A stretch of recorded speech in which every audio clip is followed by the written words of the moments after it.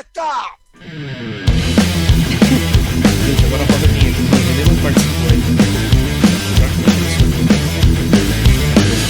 Já. Só a gravação. Deixa eu ver se tá lá. Vamos lá. Olha que maravilha. Ah, garoto. Começando Varza Talk 30. Sensacional. 30 programas, gente. Maravilhoso, não né? Não dá pra acreditar, hein, gente? Deixa eu fechar a vinheta aqui. 30 programas, maravilhoso. Em breve...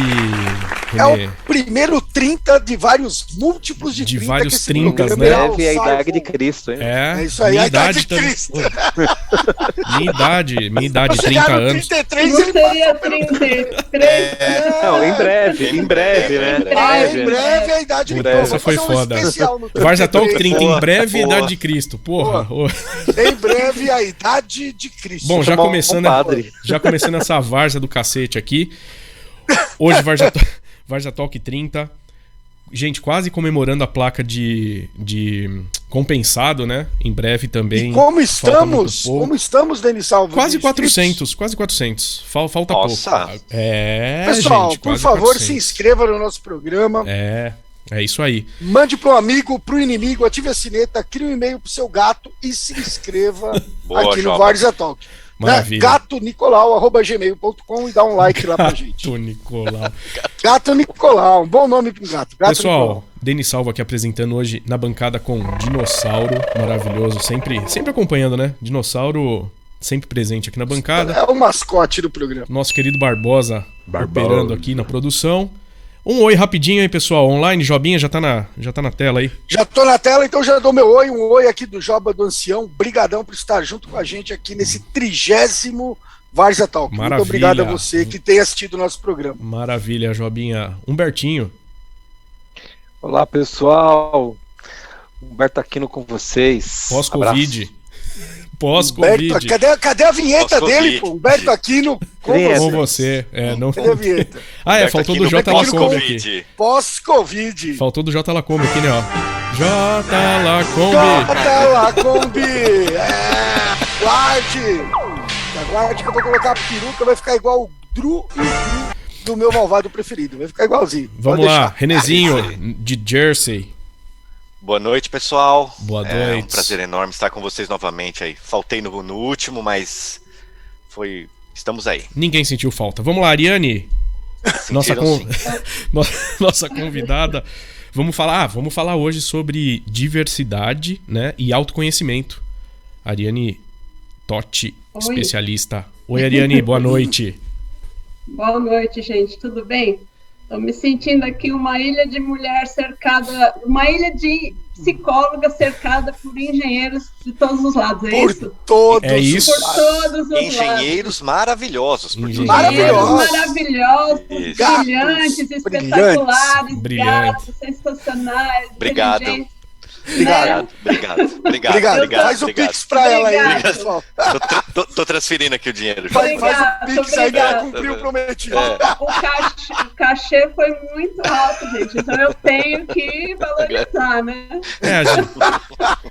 A gente combinou antes isso, então deu tudo certo.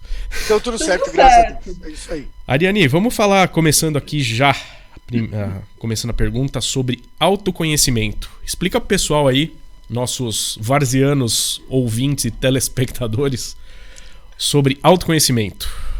Acho que era bom ela primeiro se apresentar, falar um pouquinho dela e aí emenda o autoconhecimento. O que você acha? Lógico, né? Mas ela já fala um pouco do que ela faz com a pergunta, né, Jobinha? Vamos lá. Então tá bom. Olha, eu gosto sempre de colocar um pé no passado para depois chegar no momento presente e conceituar, né? Esse é um vício meu, até eu diria. Joia. Então, o que eu posso te dizer? Que quando eu estudava com esse rapaz aqui, esse senhor que está bebendo um gole delicioso de alguma coisa quente, pequeno né? ancião. Que é o senhor Jobel. Jobelzinho. Nosso ancião. Tem a ver com a minha história, né? Então, quando eu tinha 13 anos de idade, lá na Escola Estadual de Primeiro Grau Ruth Neves Santana, E tinha uma psicóloga que começou a recrutar alunos para participar de dinâmicas de grupo. E eu era aquele tipo de pessoa que me inscrevia em tudo quanto é coisa. Mesmo sem saber o que era, para que era. Falou em fazer alguma coisa diferente, estava a Ariane lá se voluntariando, certo? Só que eu tive a felicidade de participar de um grupo, primeiro que era um grupo diverso, então eu já vou entrar um pouquinho nesse tema. Era um grupo diverso, pelo menos porque tinha pessoas da 5ª, 6ª, 7ª e 8ª série, que era uma coisa muito rara naquela época, principalmente, talvez, né, pela questão do regime militar, mas era muito raro a gente poder se misturar e falar livremente, falar de si. Não tinha nada muito assim que fosse fora da caixa. Então, eu achei sensacional o fato de ter pessoas de outras séries. Outra coisa, a gente estava lá para se conhecer. Então, tentando responder a sua pergunta, Denis, quando alguém imagina assim, autoconhecimento, conhecer a si, parece até meio óbvio falar, mas eu me conheço, como assim? Como assim conhecer a si? Para que isso? O que é isso? Pode até, no primeiro momento, assustar e falar, nossa, mas para que serve essa coisa, né? Mas lá, com 13 anos de idade, eu descobri que a gente não se conhecia, né, o suficiente para poder olhar para dentro, olhar para a gente mesmo de várias formas. Então, uma forma de se autoconhecer é a gente se questionar sobre coisas a nosso respeito e que a gente fala, caramba, eu não tenho resposta para isso. E isso a gente dá um mergulho em nós mesmos e nos traz descobertas, tá? A outra coisa é o olhar do outro. Então, para que a gente se conheça, a gente também precisa ter o olhar de quem nos conhece. E não necessariamente a gente vai ver a mesma coisa ou a mesma pessoa. Então, olha que interessante. E essa coisa eu achei interessantíssimo, tá? Talvez para vocês seja uma babaquice. Não, geralmente as pessoas têm uma ideia bem diferente sobre mim, na verdade. E aí, dentre outras coisas, né? Por exemplo, se a gente tem por exemplo, falando de autoimagem, se a gente tem uma autoimagem, uma autoestima elevada, a gente se acha o máximo, mas talvez as outras pessoas nem tanto, né? Nem tanto. Eu mesmo me acho o máximo, mas a gente sabe que não é, né, Denis? Todo mundo sabe que não é. Que os outros acham, né, que se foda, né? Mas eu aprendi isso com o Osho, o meu grande mestre Osho, né, Renê? Opa! Tá lá em Miami. E também tem os critérios, né? Agora o mais interessante, quando a gente fala de autoconhecimento, está relacionado à percepção também. O como que eu me percebo, me sinto, me vejo neste local, neste momento, com essas pessoas, e o como que eu sou percebido, né? Então, quanto mais essas duas coisas se conversarem, melhor, mais a gente está sintonizado, tá certo? Quanto menos essas coisas se conversarem, menos a gente está sintonizado, tá? Então, assim, autoconhecimento serve para que a gente entre na sintonia com outras pessoas, com outras situações, com adversidades, com situações difíceis de vida, com situações novas. Isso serve para que a gente passe a ter uma consciência e uma escolha. Então, eu fiz psicologia, né? E depois de psicologia me especializei em psicodrama. E o psicodrama, o fundador, o criador do psicodrama, era um Jacó Levi Moreno, que era um romeno, né, judeu, e ele era um opositor ao Freud. Ele era contemporâneo ao Freud e um opositor ao Freud. Por que ele era um opositor ao Freud? Porque ele entendia O Freud, por exemplo, né? O Freud dizia que o nascimento era o primeiro trauma de uma pessoa, né? Porque a criança está lá no ventre materno, se desenvolvendo, e ela vem para um mundo totalmente adverso, totalmente diferente daquilo que ela está ali acolhida, e ela tem, então, o primeiro trauma. Esse é o olhar do Freud. O olhar do Moreno, baseado no mesmo pressuposto, né? Ou seja, a criança está lá num cenário, né? Dentro do ventre, é um cenário conhecido, ela vem para um cenário totalmente desconhecido, e isso para o Moreno é o primeiro ato espontâneo. Então, ao invés de ser um primeiro... Porque se a criança sobrevive e ela usa recursos internos para sobreviver, para se adaptar àquela situação nova e adversa, ela já está usando de espontaneidade. E isso... então, dentro disso que eu me especializei e venho estudando aí há mais de 25 anos, né, que é essa capacidade das pessoas de se conhecerem também e conhecer as suas potencialidades e como que ela vai agir naquele ambiente. Ariane, então, deixa eu fazer um adendo aqui. Eu disse para falar, né, rapaz? Pode me frear. Não, vamos lá. Nós temos a primeira infância, né? Que você acaba... eu acho que o autoconhecimento não entra aí, porque os outros, né? Os pais e a sociedade, escola e tudo mais, que te falam que você é, né? Te formam, né? É depois disso que começa o autoconhecimento? Em que fase que isso começa a mudar? Olha... autoconhecimento, se a gente for levar em consideração a questão da percepção, a gente pode dizer que, né, talvez uma criança, ela não tenha, uma criança na primeira infância, talvez a criança não tenha uma consciência ou dar nomes para aquilo que ela sente ou para que ela é, mas ela já começa, ela já é, na verdade, alguém, né? Sim, claro.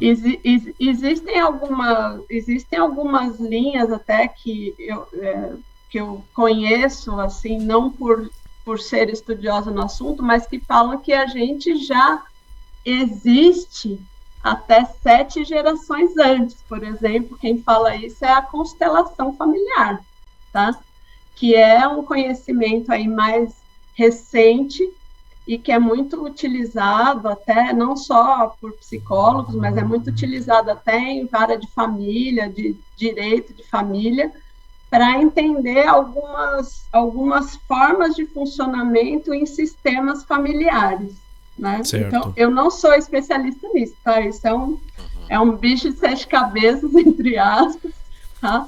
Mas, assim, Denis, o que a gente entende por autoconhecimento somos nós, por exemplo, aqui adultos, na faixa dos 25, né, que a gente está, né, gente? 25, 26, é isso aí. Isso, 25, 26 anos, que é a nossa faixa etária, a gente conseguir olhar para a gente mesmo, para a nossa vida, de maneira mais profunda possível. Então, baseado no passado, em família, em nossa formação, não está relacionado só ao que a gente aprendeu ou que nos ensinaram, está relacionado a toda a nossa experiência, né? Uhum. Então, autoconhecimento é você mergulhar em toda a sua experiência de vida. Legal. Renezinho. Arina, deixa eu fazer Desculpa, pessoal. Até estava lembrando de uma outra amiga nossa que a gente conversou um tempo atrás, que é a Branca Barão. Ela falava sobre a parte de crenças limitantes, né? Então, uma coisa assim que eu fico pensando é assim, o autoconhecimento, ele pode ser da realidade, né? De quem você é, pode ser um pouco deturpado de acordo com crenças que você teve, né? Então, por exemplo, tem pessoas que eles falam assim, não, falar em público não é para mim.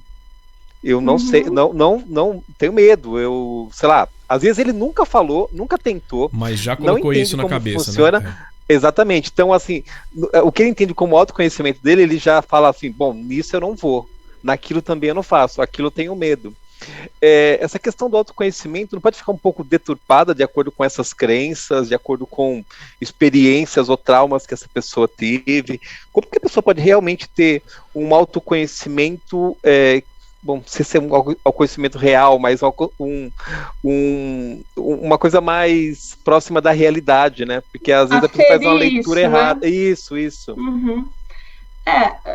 Uma das coisas, né, quando você fala de crenças limitadoras, né, isso está pautado na experiência da Judith Beck, e do Aaron Beck, que são estudiosos da terapia e teoria cognitiva, né, que hoje tem um braço aí na neurociência, mas assim, que são outros estudos que também trazem esse olhar, vai. Então, o que eu posso dizer? Que uma das formas de trazer, de aferir o nosso autoconhecimento, né, de apurar, como se fosse um instrumento mesmo que a gente tem a nosso favor, é tomar contato, conhecer quais são as nossas crenças limitadoras, porque às vezes a gente não tem esse conhecimento. E como que a gente conhece as nossas crenças limitadoras? Quando a gente entende, né, limitadoras, é aquilo que nos limita porque a gente acredita que não pode, ou porque aquilo, eu não consigo, por exemplo, aprender outro idioma, tá? Eu não consigo falar inglês, eu não consigo, sei lá o quê. Como você se comporta? Como é o seu comportamento em situações que você precisou usar isso?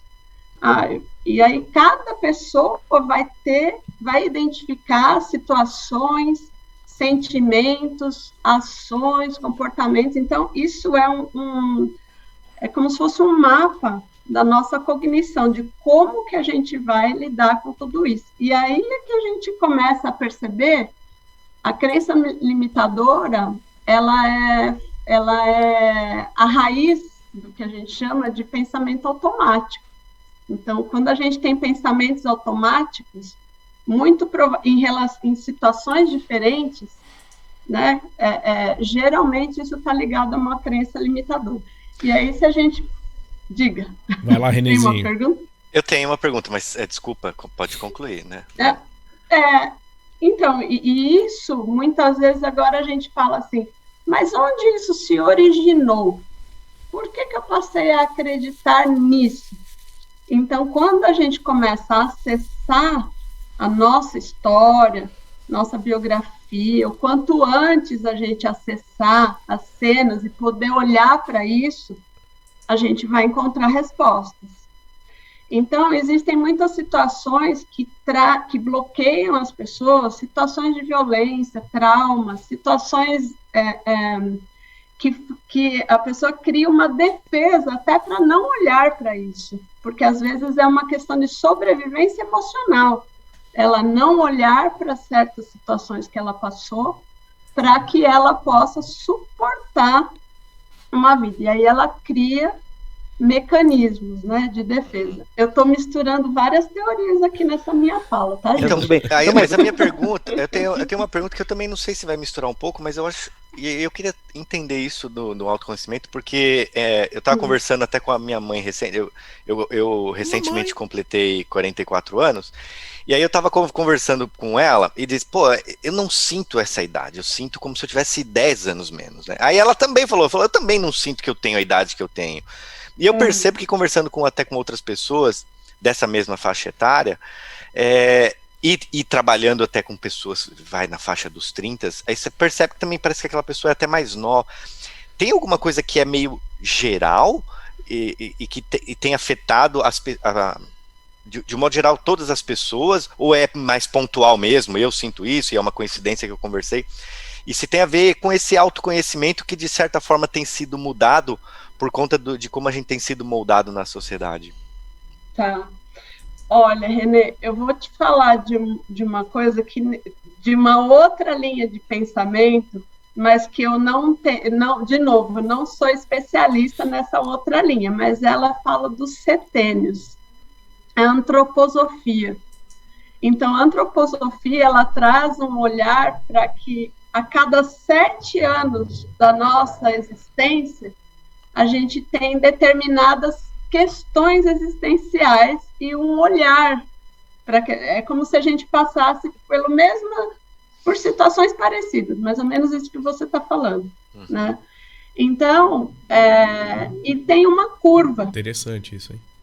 E tem uma curva. Essa curva, ela nos diz que, por exemplo, agora eu fiz 49 anos, então eu estou na transição do setênio.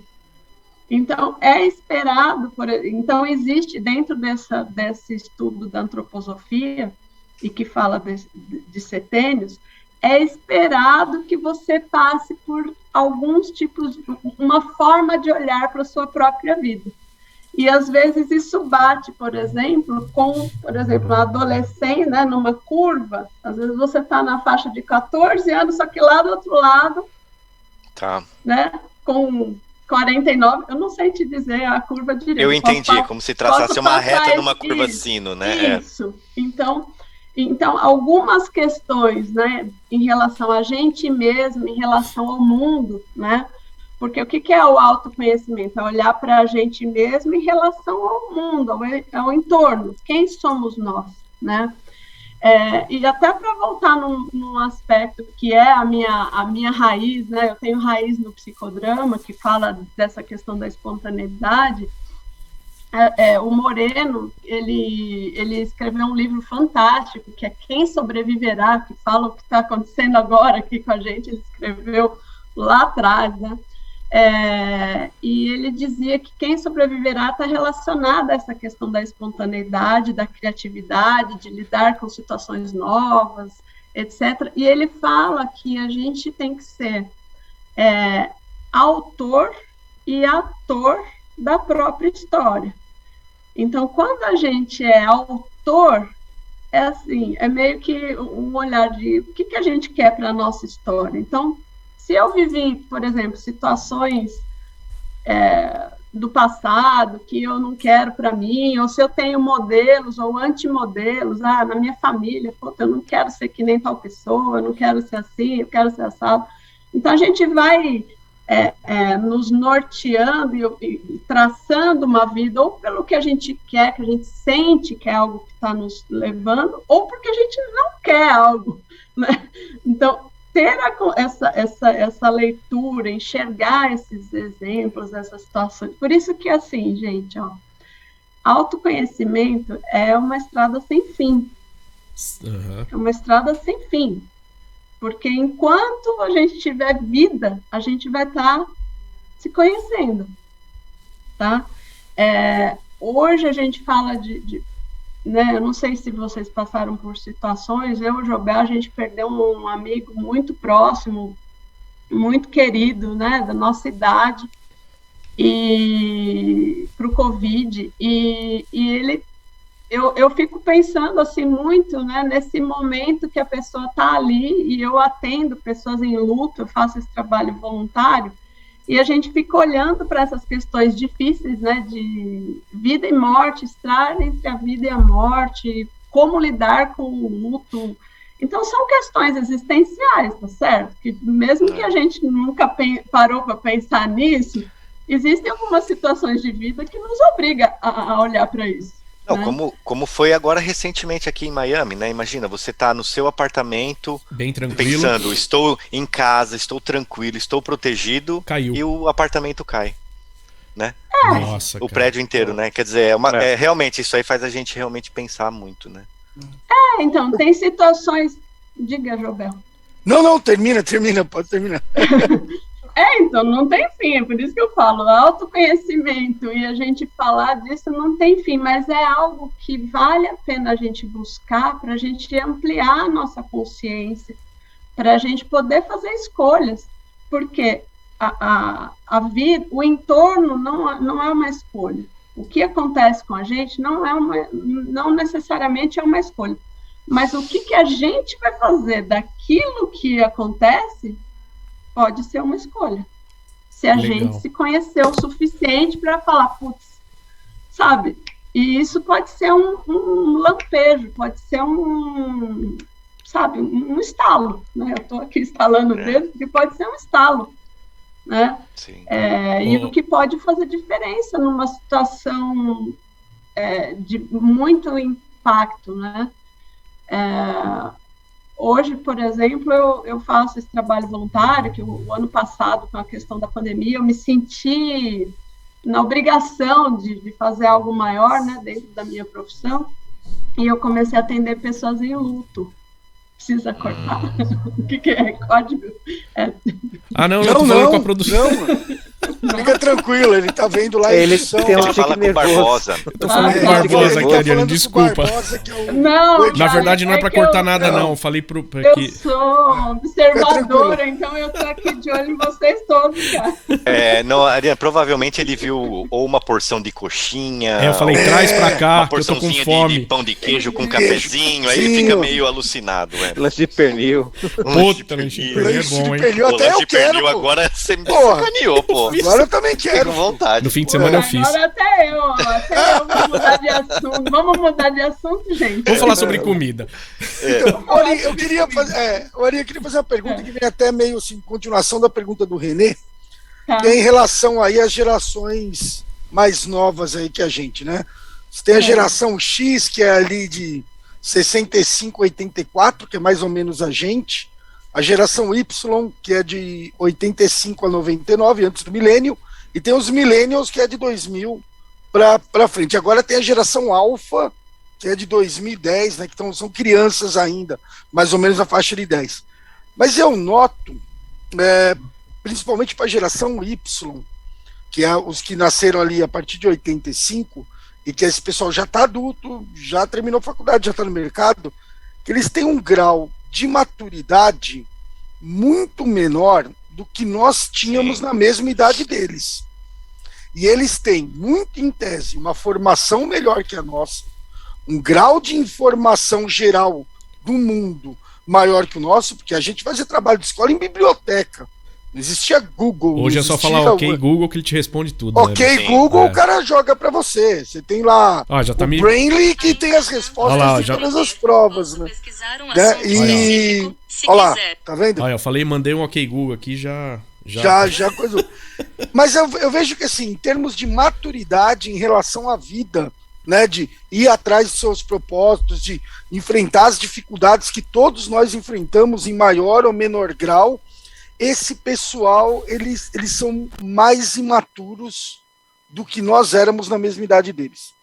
Isso é porque nós tínhamos, vamos dizer, mesmo que inconsciente, um grau de autoconhecimento maior naquela idade que eles estão agora, ou o que você poderia atribuir isso, nessa imaturidade em jovens adultos, mesmo num mundo onde eles têm muito mais informação, muito mais né? Oportunidades do que nós tivemos na mesma idade deles.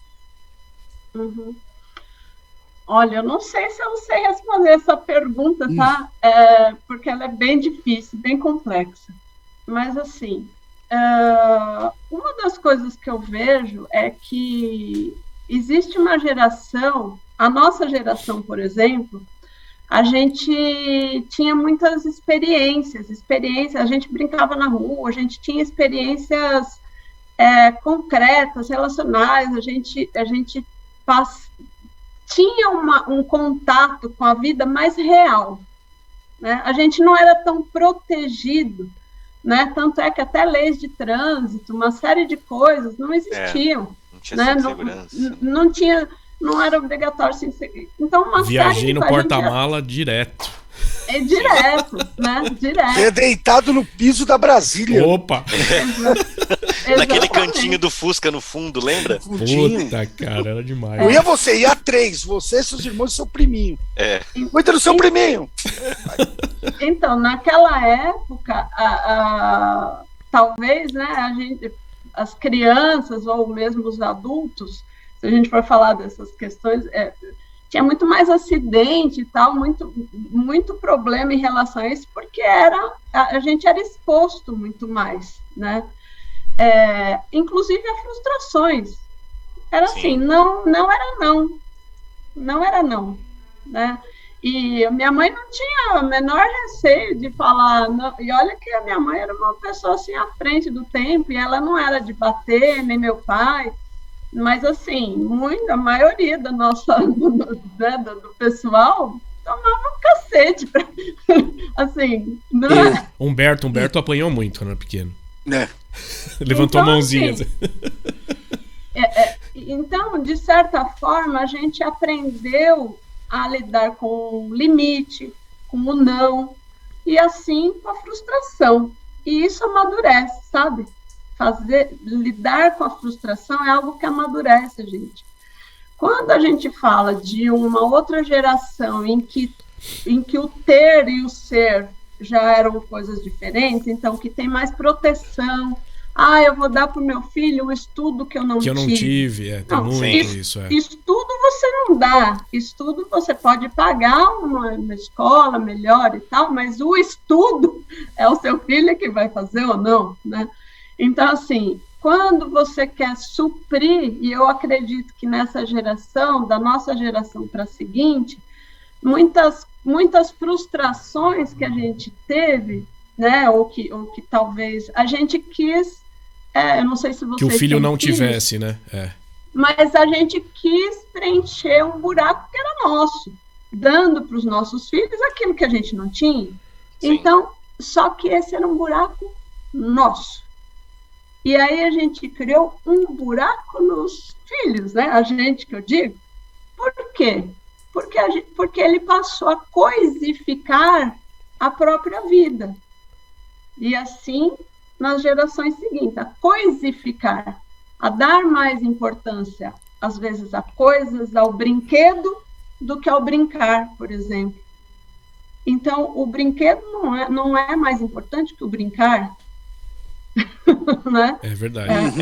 Sim. O recurso para estudar não é mais importante do que o estudar, do que o descobrir, do que o querer. Então, quando você recebe isso pronto, e ainda nas gerações anteriores ainda tinha até a questão do meu pai falava, isso é porque vocês nunca ordenharam uma vaca, né? Então, ainda falava isso, tá certo? Nunca ordenou uma vaca, não sabe de onde vem as coisas. Vai capinar um terreno. Isso, vai capinar um terreno, você sabe o que é, vai, enfim. Mas assim, todas as gerações elas trazem ônus e bônus, né? Elas trazem ônus e bônus. Então, o lidar com a frustração hoje, né, e cada vez mais, até a Organização Mundial de Saúde fala, o índice de depressão, de ansiedade, antes da pandemia, já era assustador no mundo, antes da pandemia. Tá? Por quê? Porque o mundo ele foi caminhando para essa questão mais do ter do que do ser, de qual é a nossa essência, por que estamos aqui, muito mais voltado para isso, para as coisas, o mundo das coisas, a internet das coisas, do tudo das coisas, e menos a existência, a razão de existir nossa, né? Eu estou indo para um campo até filosófico aqui, tá, gente? Não, mas eu concordo com basicamente o que você falou. Eu acho que houve talvez uma camada excessiva de proteção que nessas novas gerações que a gente não teve, a gente tinha mais liberdade e também pagava esse preço também. É o que você falou, os pais não tinham muito, não pensavam muito em pegar um chinelo e sentar na gente. Não tinha muita psicologia, né? A gente buscava liberdade. A gente buscava liberdade. Aí que tá. Talvez a gente não tivesse a liberdade assim, de mão beijada. Tanto é que a gente tinha que, às vezes, fugir, tinha que ser meio rebelde para conseguir fazer algumas coisas. Mas a gente sabia o que era a liberdade no sentido do valor. Sim. A gente buscava. Então, essa é a diferença, eu acho, de quem busca. E aí, gente, eu vou até juntar aqui dois termos que são muito atrelados, que é o autoconhecimento e o autodesenvolvimento. Porque a gente consegue desenvolver muitas coisas se a gente entender quais são os nossos valores, por exemplo. Em que a gente acredita? Né? O Humberto falou das crenças limitadoras, mas assim, e quais são os valores? Né? A crença limitadora é o que tolhe. E o que liberta? O que leva a gente a ir para o futuro? Com um valor. O que leva a gente a conseguir lidar com as situações? É a gente identificar isso. O que muitas vezes acontece é que é difícil identificar. Então, hoje a gente fala de até essas gerações mais recentes, ninguém mais quer trabalhar. Você vai trabalhar em tal lugar, é uma empresa boa, vai ganhar tanto, faz essa faculdade, o pai paga. Não, as pessoas querem enxergar sentido, valor, propósito. Então, é um termo que está até na moda, né? O propósito. Só que o que é isso? Né? O que é isso? Na nossa geração, eu falo para vocês, gente, eu tive uma sorte gigante de me identificar com psicologia e de enxergar nisso um propósito. Né? De enxergar isso, um propósito. Opa, Renezinho, vamos lá. Não, eu acho que é show de bola. Chama aquela vinheta que eu acho que tem uma frase que é bacana. Que vai tem lá. Chegou no momento da vinheta. Chama Barbosa, vai lá. Vem, Belk, vem. Calma, Renê. Tá rodando a vinheta. Vai lá, Renezinho. Manda. Vai, Belk. Não, tudo isso, né, que a Ariane falou, a gente conclui, né, em Fotografia 3x4, né, que a noite fria me ensinou a amar mais o meu dia. Belchior. É isso aí, Porra, Belchior. sensacional, velho. Sensacional. Oi, sou fãzona do Belchior, gente. Boa, Renezinho. Então você tá no podcast certo. Bom, nós então... temos um momento Belchior que o René é responsável. Ele sempre dá uma frase com a música do Belchior. Bom, gente, estamos terminando o primeiro bloco, certo? Já terminamos o primeiro bloco. Passou voando. Daqui a pouco voltamos com o segundo bloco com outro tema, diversidade e inclusão. Certo, Barbosa? Então, roda a vinheta. Barbosa.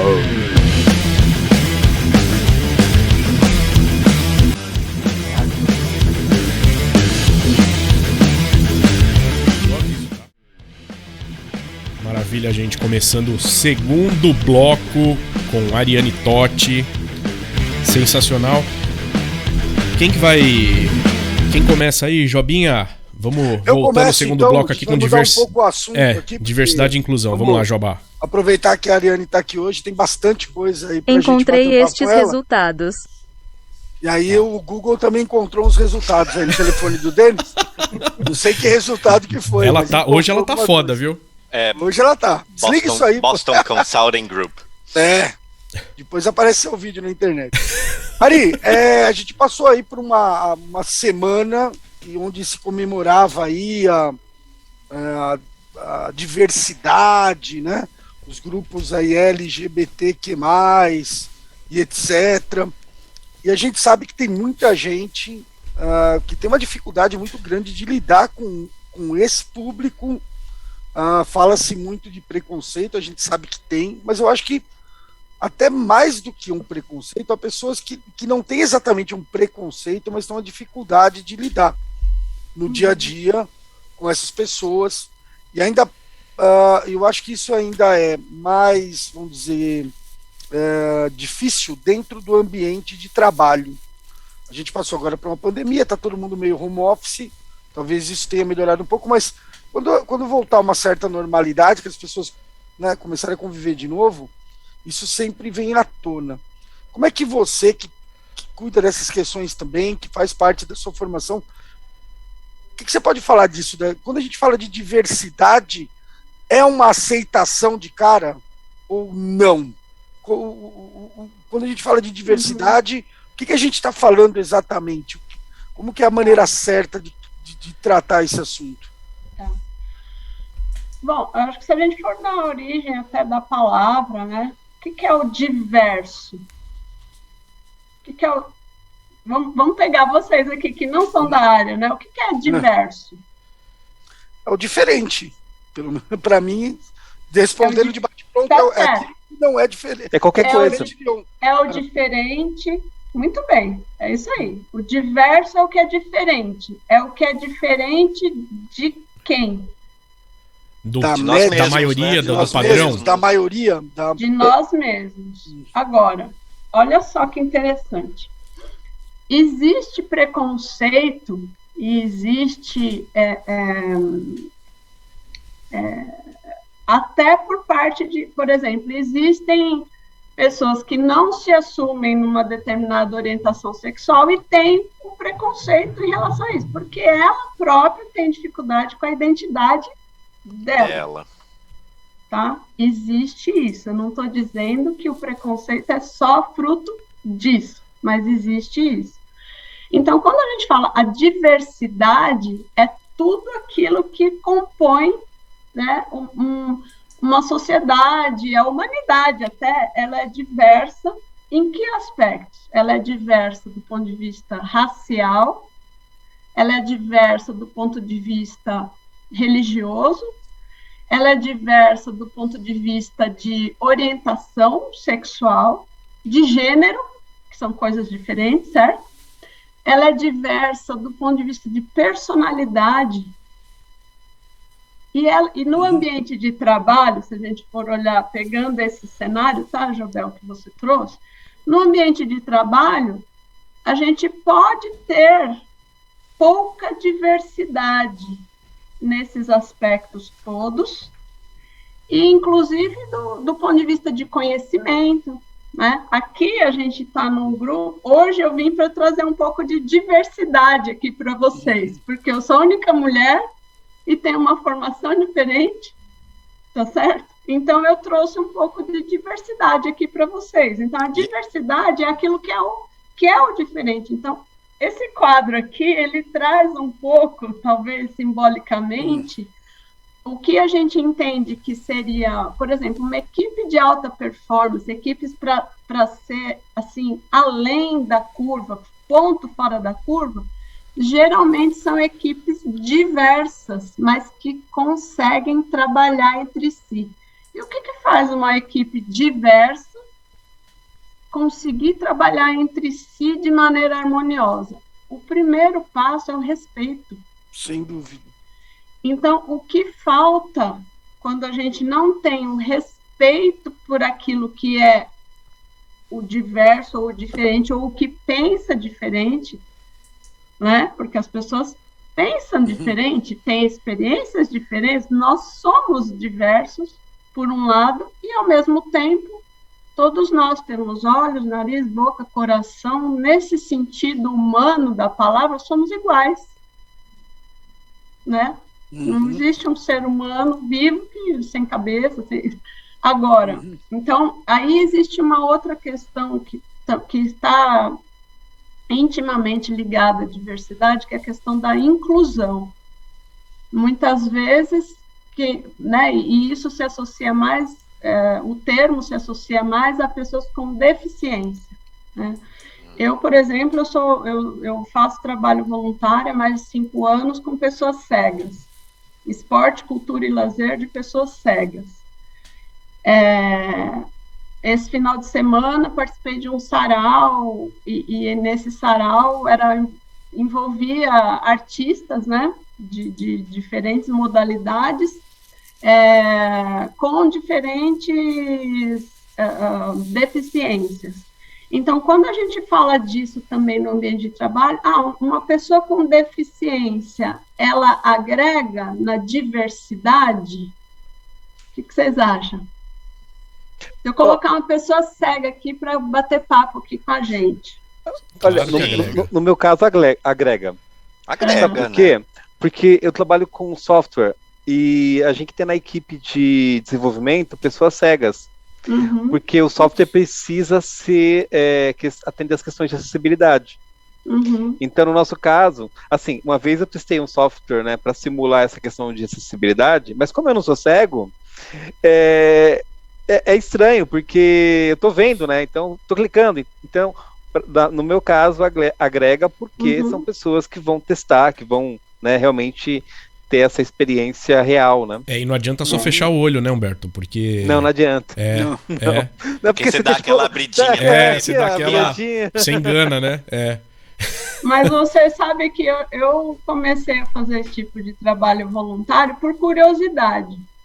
Por pura curiosidade. Eu me interesso, né, pelo humano, por pessoas, enfim, por profissão, eu tenho um interesse legítimo nisso.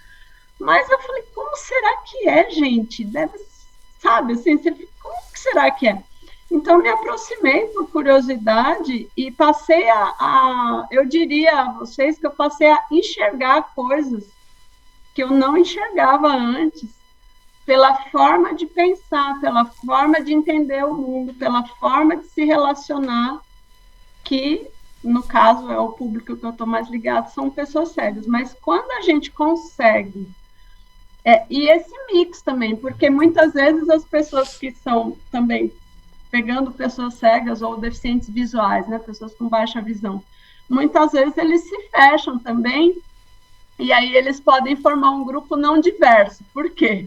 Porque aí se torna um grupo sem diversidade, né? Só entre eles, grupo né? sem diversidade. Eu acho que isso até é muito comum, por exemplo, em deficiente de fala e audição, né?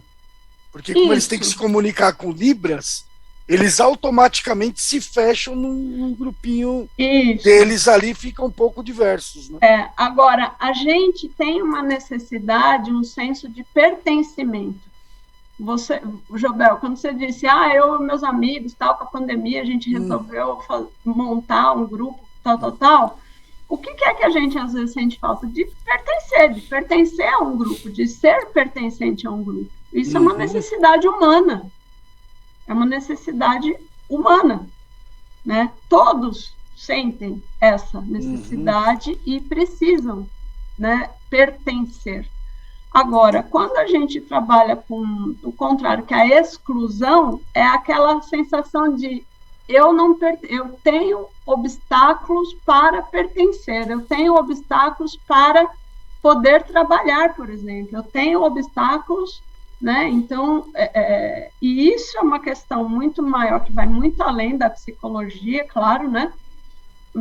Mas que existe um fator psicológico que é comum a todos nós, que é isso de necessidade de pertencer, e para isso, às vezes a gente busca o nosso semelhante, o que pensa igual, aquele que tem a mesma ideologia, aquele que tem... Isso é uma forma de pertencimento, mas ele também, muitas vezes, traz uma limitação de conhecer aquilo que é o diferente, aquilo que pode fazer a gente ir além. E eu acho sensacional essa iniciativa aqui de vocês, de trazer convidados, né, que é para trazer isso, é para trazer um tempero diferente e diversos, né? Diversos assuntos, diversos assuntos, legal. E mesmo a gente, né? Você vê, tem eles, tem os meninos que são mais feios, tem os mais bonitos. Então, é justamente ter uma diversidade no nosso grupo. Tá certo, Renê. Falou, Falcão! Ô, Ariane. Ô, Jobel, eu respondi sua pergunta, Jobel? Respondeu. Não, eu respondi. Eu acho que esse assunto é extremamente complexo, mais atual. E extenso necessário, também, né? Extenso. Mas eu acho que é o que você falou. Tudo nasce no respeito. De você enxergar o outro, embora diferente de você, como outro ser humano que precisa ser tratado com respeito. Né? Eu acho que nasce daí. E respeitar a si também, né? Respeitar a si. Respeitar a gente espera também ser respeitado. O outro. Exato. Beleza. Ariane, vamos lá. Deixa eu fazer uma pergunta polêmica. Polêmica! Que medo. Para tudo, o programa da Luciana Gimenez, né? Polêmica, vamos lá. Para. Ariane, é o seguinte, a gente saiu de uma geração, da nossa geração aí, que era um exagero, né, de bullying e tudo mais, né? E eu acho que hoje nós estamos no outro extremo, não sei se você enxerga desse jeito, né? Onde se é obrigatório algumas coisas sobre inclusão, né? Tô falando sobre inclusão. O que você acha dessa obrigatoriedade das empresas contratarem um certo número de funcionários com deficiência? Já vimos também, a gente estava discutindo na pauta, né? pessoas, por exemplo, que têm... teve até um caso, né, na televisão, acho que foi na Fátima Bernardes, não sei. Era uma menina que tinha um cabelo super volumoso, né? E ela queria um emprego e não estava conseguindo por causa do cabelo e tal. Tem certos lugares que não dá pra você ser uma profismal, né? Dependendo do que você vai fabril, fazer. Ela teria dificuldade Exatamente. naquele ambiente. Né? Então, como que você enxerga isso hoje, essa obrigatoriedade? Você acha que o pessoal exagera um pouco sobre isso também? Qual que é a tua opinião sobre isso? A minha opinião sobre isso, assim, a lei de cotas, né, que você está falando, é uma legislação mais ou menos, de exato. cotas, assim como tem legislação para cotas de outra coisa, em universidade, certo, né, para questões raciais, etc. Eu vejo que muitas vezes, assim como a gente estava falando aqui do cinto de segurança, né? Que passou a ser obrigatório e ter que multar e tal, e você obriga, às vezes, você força uma situação para que seja dada atenção a algo que é importante. Perfeito, legal. Então, assim, eu vejo que não que essa legislação, ou que isso necessariamente traga a inclusão, porque existem muitas empresas que preferem pagar a multa do que contratar pessoas. Tá?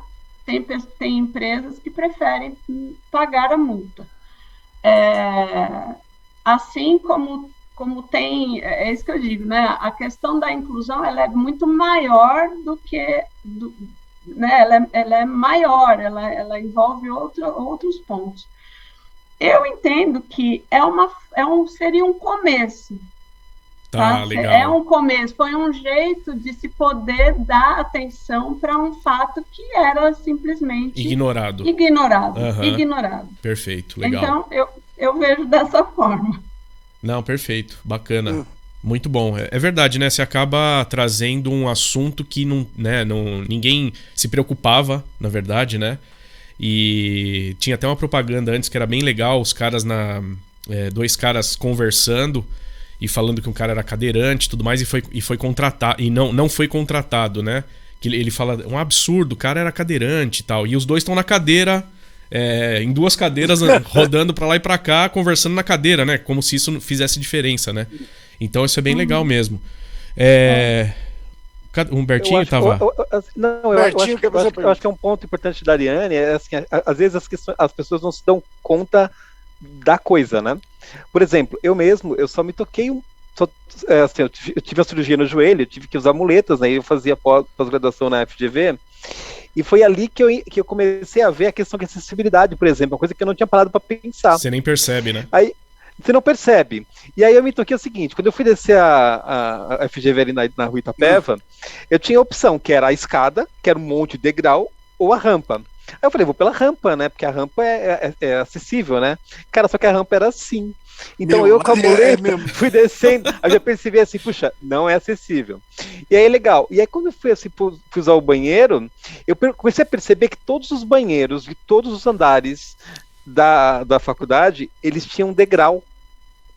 E aí eu fiquei pensando, poxa, mas se o cara for cadeirante, ele não vai conseguir ir no banheiro. E os banheiros, eles eram apertados. Então, assim, ele não vai conseguir nem entrar no banheiro, só se for com a ajuda de alguém.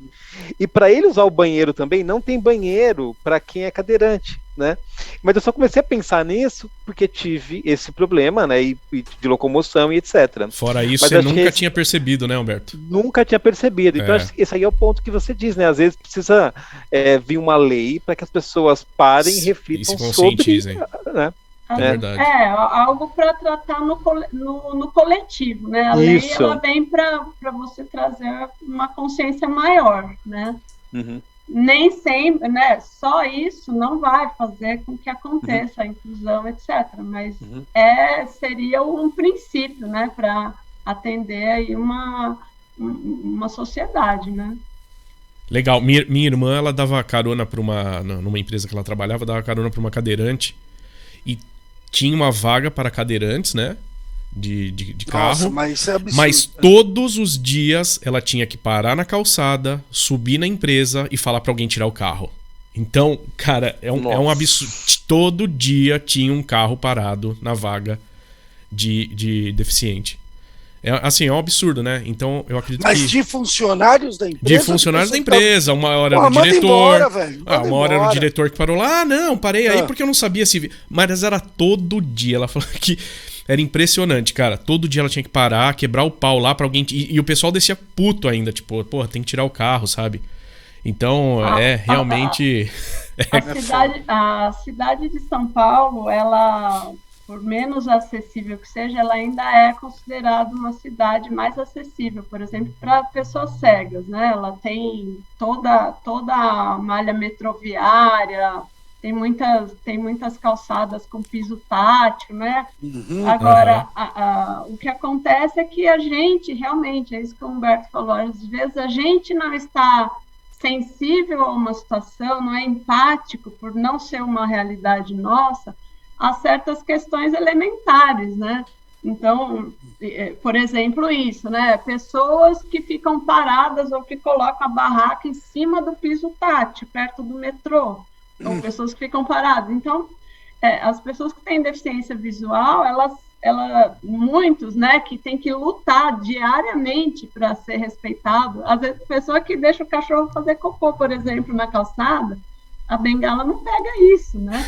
Então, assim, então, são coisas que você só, às vezes, se dá conta se você tiver muito nessa situação. Então, existem, sim, experiências, existem empresas que investem nisso até para trazer essa consciência para todos, né? Então, faz experiência sensorial. Eu mesma já participei de evento que a gente venda os olhos, enfim, é para tentar trazer para essa realidade que, na verdade, todos nós sentimos em algum momento necessidade de ser entendido, de ser respeitado, de poder ter voz ativa, enfim. Né? Legal.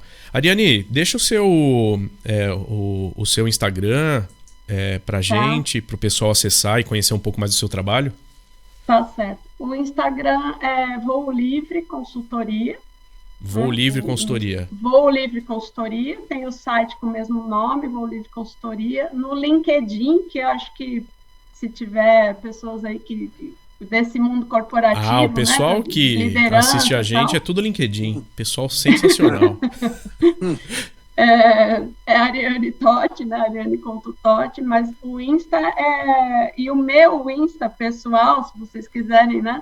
É Ariane Voa. Ariane _Voa. Maravilha. Tá? Legal, Ariane. Obrigado. Muito bom bate-papo. Valeu, Ari. Brigadão. Muito legal. Legal. Trouxe assuntos importantíssimos aí para a conscientização de todos, né? Principalmente aí da inclusão. Foi muito legal. Muito obrigado. Obrigada, gente. Valeu, Ari. Obrigado mesmo. Obrigado. E vamos, não percam o bloco 3 daqui a pouquinho, já na sequência. Tá convidada pra ficar aí no bloco 3 ali. Lounge Várzea. Lounge Várzea. Eu fico. Fica. Até mais, gente.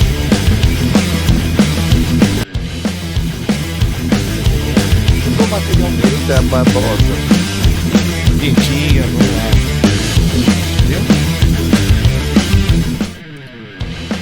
Voltando, bloco 3, Lounge Várzea, sensacional, Várzea Talk número 30. Espetacular, né, Ariane? Espetacular. Assunto sensacional. Vamos lá, vamos começar o nosso bloco 3 aqui com a... Eita, tá muito alto, né? Tá muito alto. Pera aí. Agora tem áudio na hora aqui. Roda a notícia merda da semana, roda.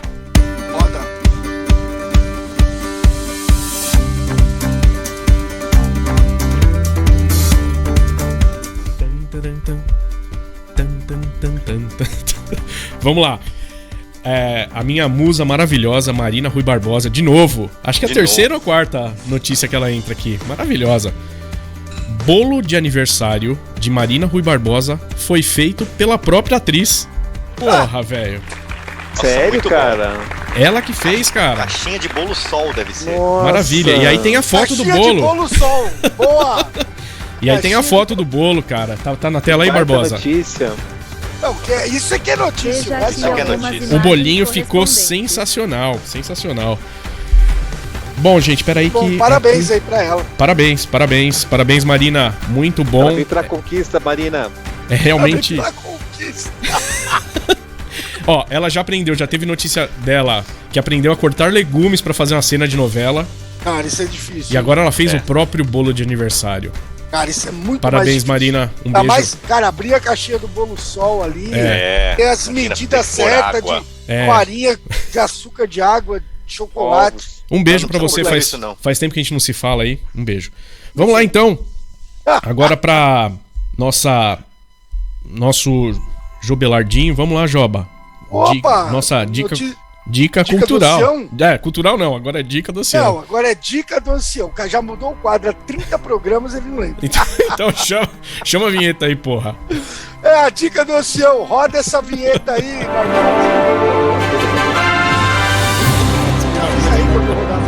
Tá rodando, eu te aviso.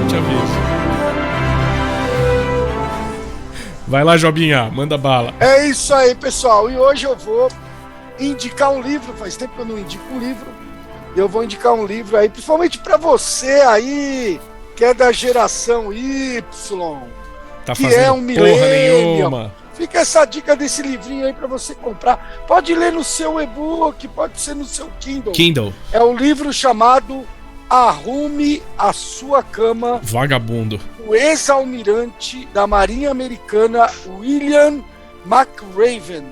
Ele tem um vídeo no YouTube que já rodou o mundo. Tá aparecendo o vídeo aí, Jobinha. Legendado, tá aparecendo o vídeo. Tá aparecendo. O título do vídeo é Mude o Mundo Arrumando a Sua Cama. Então, para essa geração aí que não, temos que mudar o mundo, comece fazendo o mínimo, arrumando a sua cama. Ajude em casa os seus pais. Né? Tem audiobook? Ajude uma criança. Deve ter audiobook, com certeza. Vagabundo então, não quer ler.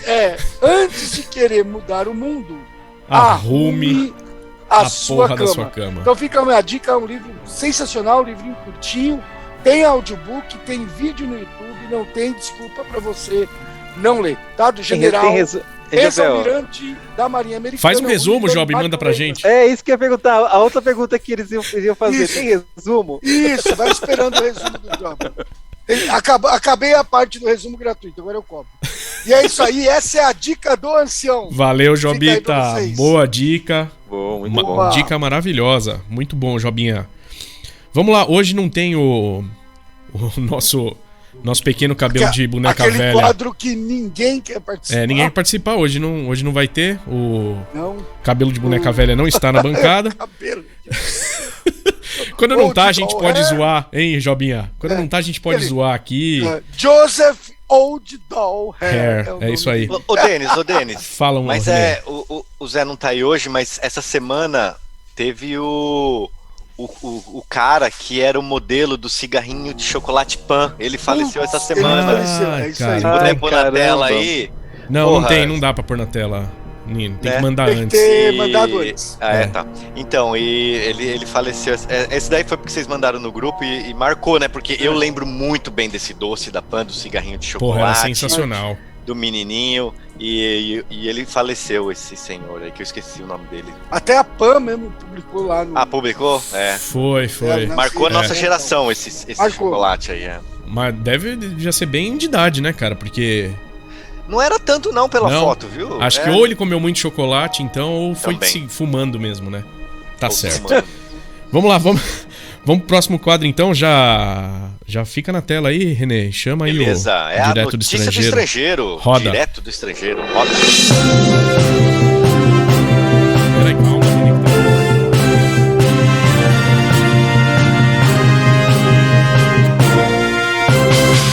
Agora vai, Renezinho. Beleza, deixa eu aparecer na tela aí. Cara, essa semana veio uma notícia bem legal. Quem vai pro espaço? Adivinhe quem? A senhora Wally Funk.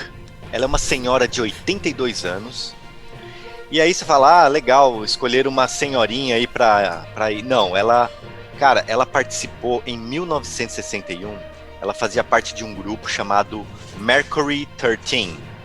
Vou traduzir pra vocês, que é o Mercúrio 13. Que eram 13 mulheres treinadas pela NASA pra ser astronauta, mas era assim, treinada igual homem mesmo, sabe? E tal. E acabou não indo pra frente o programa, mas ela se meteu em tudo que era de aviação. Então ela trabalhou ela foi a primeira mulher de segurança aérea, investigadora, né? Também na parte de segurança de transporte aéreo. Ela foi a primeira mulher a trabalhar aqui nos Estados Unidos. E ela hoje, com 82 anos, foi convidada, né? Põe a foto aí, pelo Jeff Bezos a ir com ele pro espaço. Então ele escolheu ela meio que a dedo, porque ela é uma das, se não a primeira mulher aí, uma das pioneiras. Tá em tudo que é a Federação de Aviação Americana aqui, o FAA, né? E aí essa é a notícia da semana. Então a bichinha é virada no giraia, cara, desde sempre. Porra, que legal, hein? Ela não conseguiu ir pro espaço pela NASA, mas vai agora com o Jeff Bezos. Vai com o Jeff. Porra, o Jeff vai? O Jeff vai pra... Quando que vai ser isso aí, René? Tem data já, não? Cara, é breve. Eu acho que é nos próximos meses já. Caramba, cara. Porra, show, pra você hein? que não sabe quem é o Jeff Bezos... Próximos meses? Jeff Bezos, ele tem uma lojinha aí pequena que chama Amazon. Isso, é Amazon, da né? Amazon. É o dono da Amazon. A lojinha. Essa é a notícia do estrangeiro aí. Valeu, galera. Post agora também, né? Valeu, Renezinho. Já faz um tempo, João. Legal. Abraço. Valeu, René. Sensacional. Muito obrigado aí pela informação.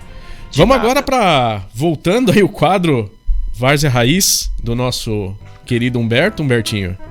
Barbosinha, solta a vinheta, amigo. Roda.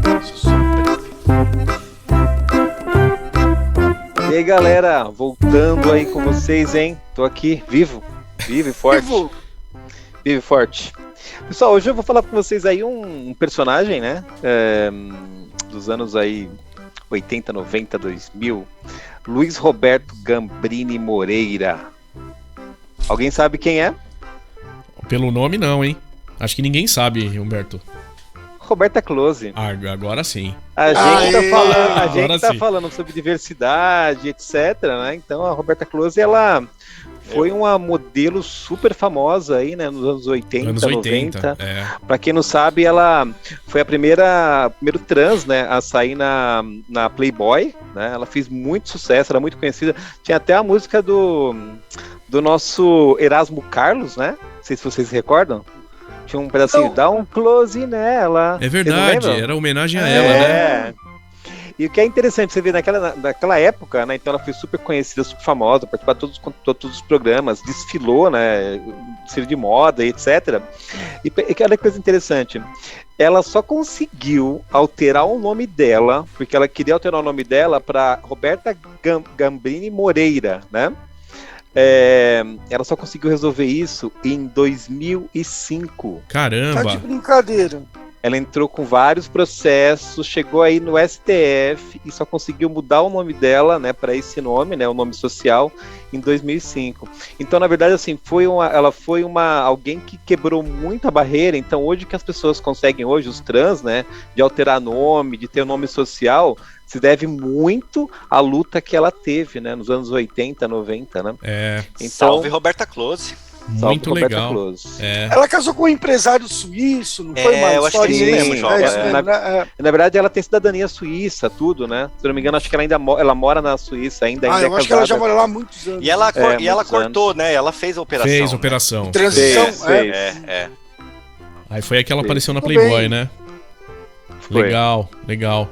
Humbertinho. Muito bom, Humbert. Boa. Da hora. Bom Várzea Raiz hoje, trazendo aí uma sinergia com o assunto que a gente fez com a entrevistada. É muito bom, Humbertinho. Sempre, né? Sempre conectado, né, com a entrevista. Sempre conectado. Essa bancada é sensacional. Esse grupo tem muito respeito, né? Maravilha. É bom a gente lembrar. Principalmente entre o grupo. É um grupo muito respeitoso, hein? Muito respeitoso. Bom dia, viadão. Gente, valeu. Terminando mais um Várzea Talk maravilhoso hoje. Sensacional, Várzea Talk 30. Valeu, Ariane. Acompanhou a gente no bloco 3 aí. Não perca semana que vem. A gente não sabe o convidado ainda, mas não perca. vai ser maravilhoso, como sempre. Valeu, pessoal, um abraço. Valeu, galera. Abraço. Tchau, tchau. Tchau.